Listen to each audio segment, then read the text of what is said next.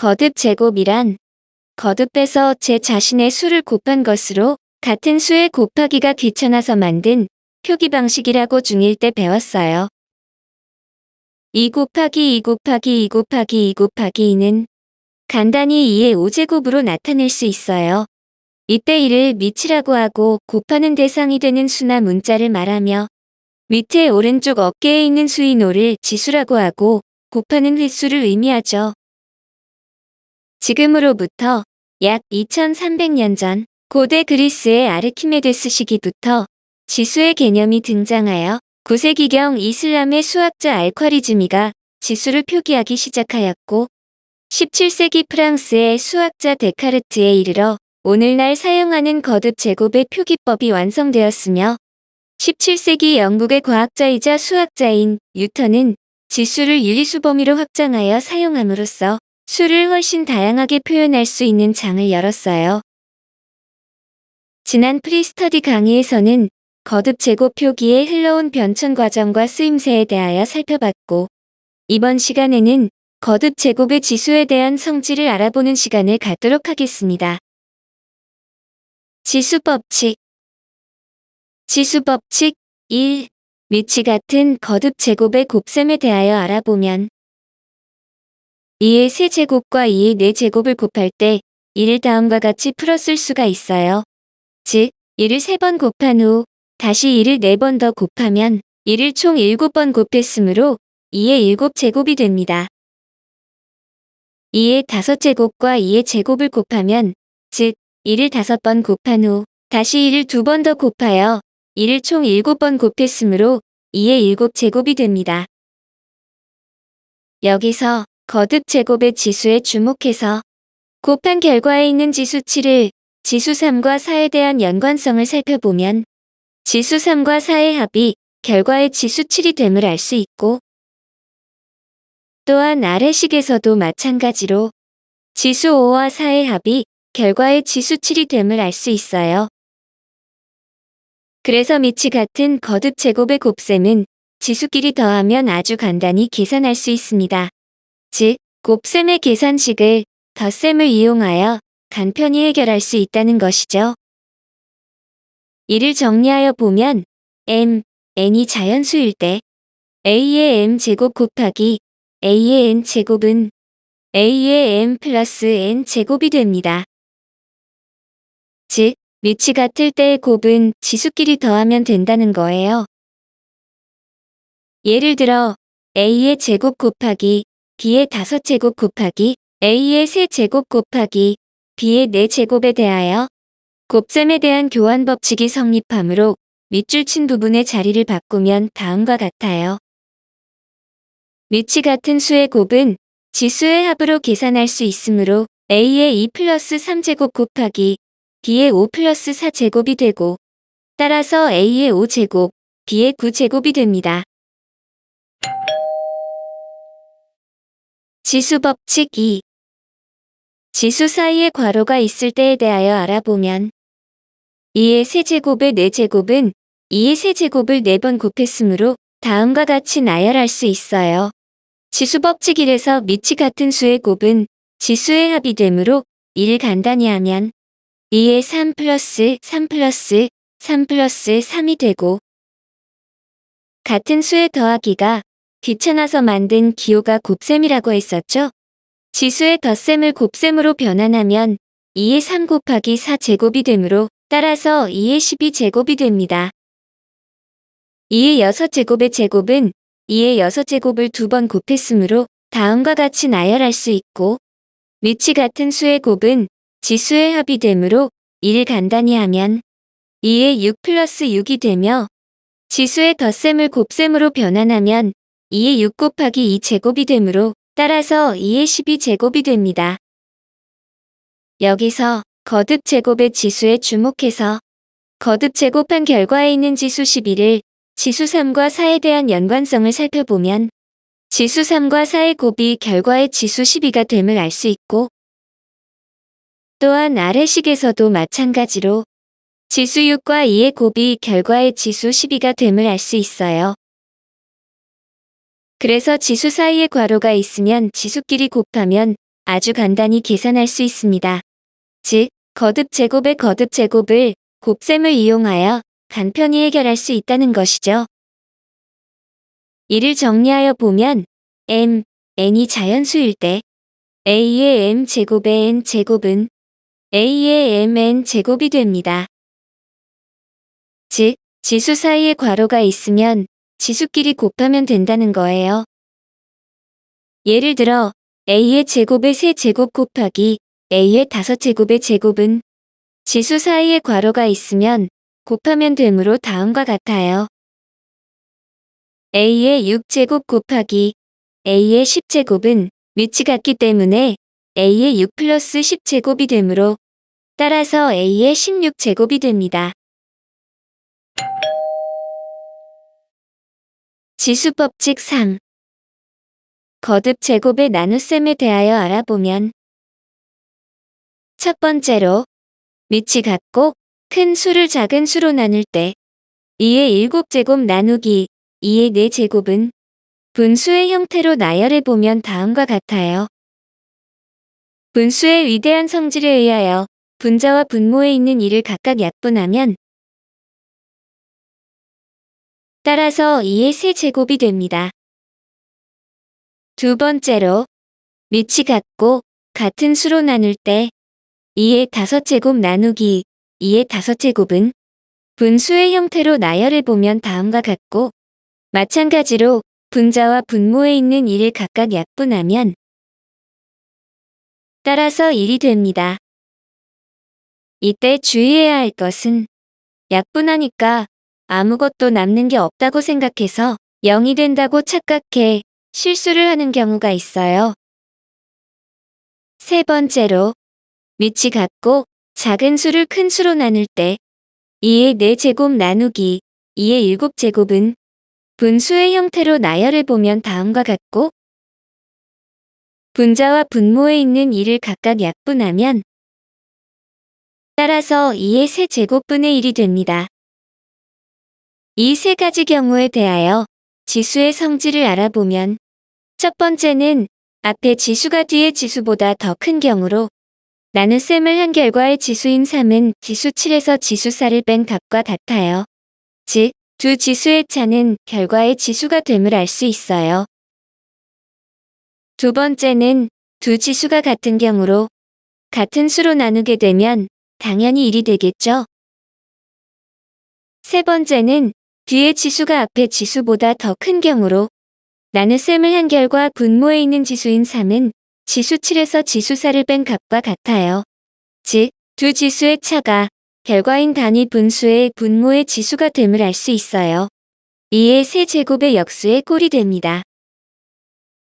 그래서 밑이 같은 거듭 제곱의 나눗셈은 지수끼리 빼면 아주 간단히 계산할 수 있습니다. 즉, 나눗셈의 계산식을 뺄셈을 이용하여 간편히 해결할 수 있다는 것이죠. 이를 정리하여 보면 윗 a는 0이 아니고 n이 자연수일 때 a의 m제곱 나누기 a의 n제곱은 m과 n의 대소관계에 따라 다음과 같이 나눌 수 있어요. m이 n보다 크면 a의 m-n 제곱이 되고 m과 n이 같으면 1이 되고 m이 n보다 작으면 a의 n-m 제곱분의 1이 됩니다. 즉, 위치 같을 때의 나눗셈은 지수끼리 빼서 그 위치를 정하면 된다는 거예요. 위치 같은 수의 곱셈은 지수의 대소에 관계없이 지수의 합으로 간단히 나타낼 수 있지만 나눗셈은 지수의 차로 간단히 나타낼 수 있는 대신 지수의 대소에 따라 세 가지의 형태를 취해야 하므로 다소 번거롭기도 하죠. 참고로 지수의 나눗셈에 대해서도 지수의 곱셈에서와 같이 단 한 가지의 방법으로 통일시켜서 설명해 볼게요. 다음 제시될 두 가지의 사항만 염두에 둔다면 지수의 나눗셈을 보다 쉽게 해결할 수 있어요. 윗 a는 0이 아니고 n이 자연수일 때 a의 0제곱은 1이고 a의 마이너스 n제곱은 a의 n제곱분의 1이 된다는 점을 기억하면 됩니다. 이 내용은 고등수학에서 다루게 될 지수 법칙의 확정에 나오는 내용이지만 어렵지 않은 내용이어서 소개할게요. 중등 수학에서 다루는 지수는 자연수가 되어야 한다는 제한이 있기 때문에 지수가 0이나 음의 정수를 사용할 수 없지만 이를 알아둔다면 아주 간편하게 계산할 수 있어요. 먼저 지수가 0이나 음의 정수가 되면 어떠한 의미를 갖는지 알아볼게요. 2의 1제곱은 2가 되지요. 2의 제곱은 4가 되고 2의 세제곱은 8이 됩니다. 맨 아래 식에 1을 곱하면 지수에서는 1만큼 커지게 되고 여기에 다시 1을 곱하면 지수에서도 1만큼씩 더 커지게 되는 일정한 규칙을 짐작할 수 있어요. 이번엔 거꾸로 내려오면서 규칙이 어떻게 되는지를 살펴보면 맨 위의 식에서 2로 나누면 지수에서는 1만큼 작아지게 되고 여기에 다시 2로 나누면 지수에서도 1만큼씩 더 작아지게 되는 일정한 규칙을 가지게 되죠. 2의 1제곱은 2에서 이러한 규칙에 따라 더 아래로 내려가 볼까요? 이 식의 2로 나누면 지수도 1만큼 더 작아지므로 2의 0제곱은 1이 됨을 알 수 있어요. 즉, 위치 0을 제외한 모든 수에 대하여 이 수의 0제곱은 항상 1이 된다는 거예요.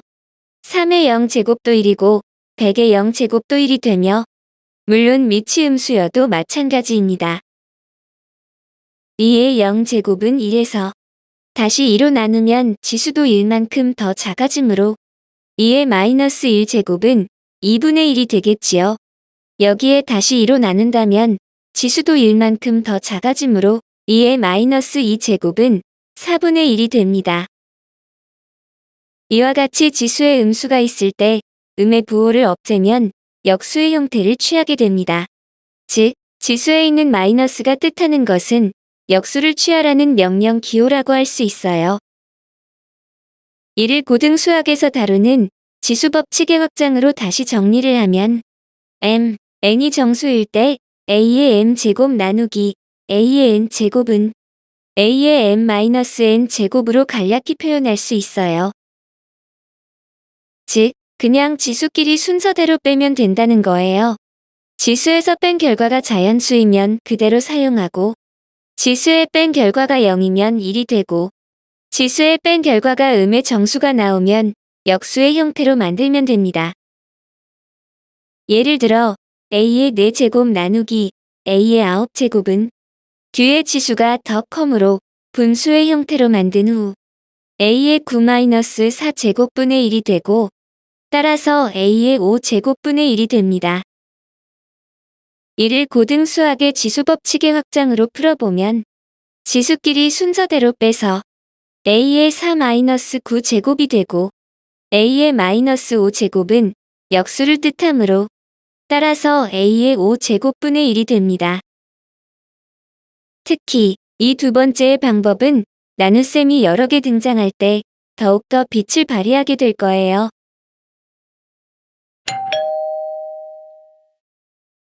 지수 법칙 4. 지수의 분배.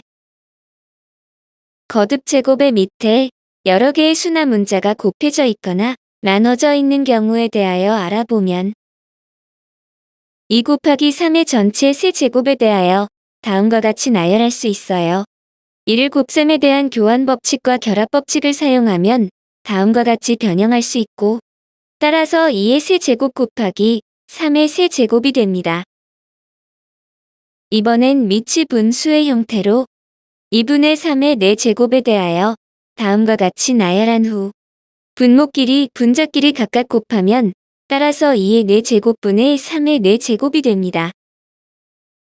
거듭 제곱의 밑에 2와 3이 곱해져 있을 때 지수 3을 밑에 있는 두 수 2와 3의 지수로 각각 분배하여 계산해도 된다는 것이고 거듭 제곱의 밑이 분수에 꼴일 때 지수 4를 분자와 분모의 지수에 각각 분배하여 계산해도 된다는 것이죠.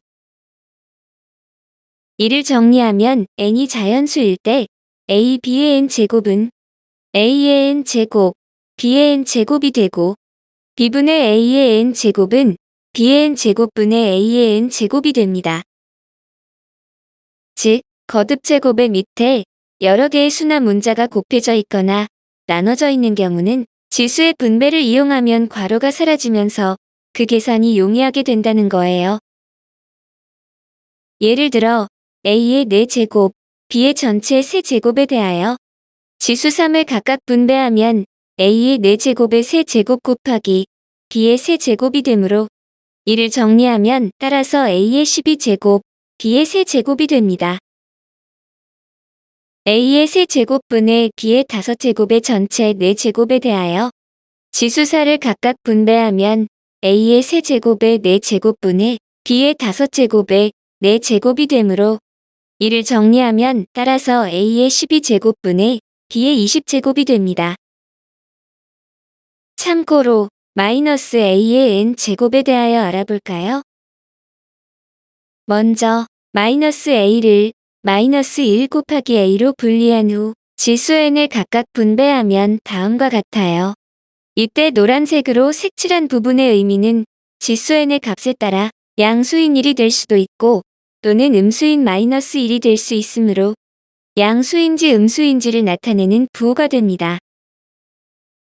따라서 마이너스 A의 n제곱은 n이 짝수이면 A의 n제곱이 되고 n이 홀수이면 마이너스 A의 n제곱이 됩니다.